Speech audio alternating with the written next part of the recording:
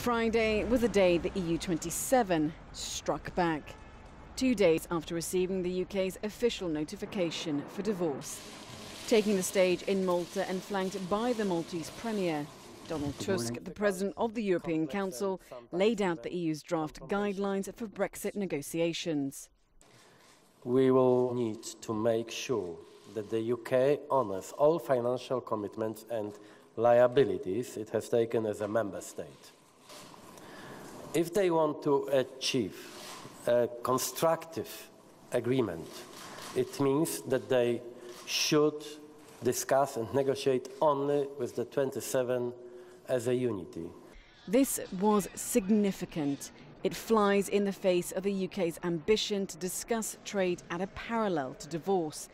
In Tusk's 9-page document, he states that there must be sufficient progress on untangling the UK from the EU before discussions can commence on future negotiations.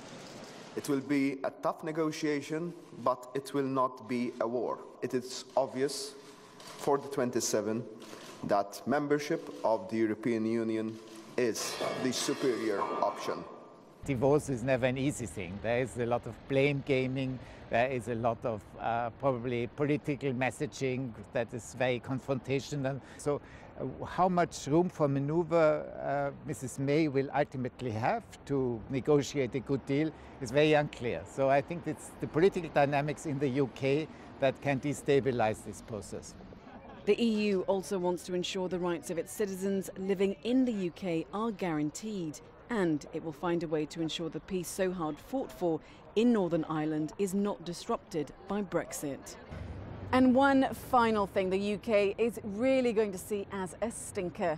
Gibraltar, the British overseas territory sitting at the bottom of southern Spain, made it into the guidelines with the stipulation that a separate agreement on the rock will be needed between Spain and the UK, appearing to suggest that Gibraltar will not in itself be covered by Brexit negotiations.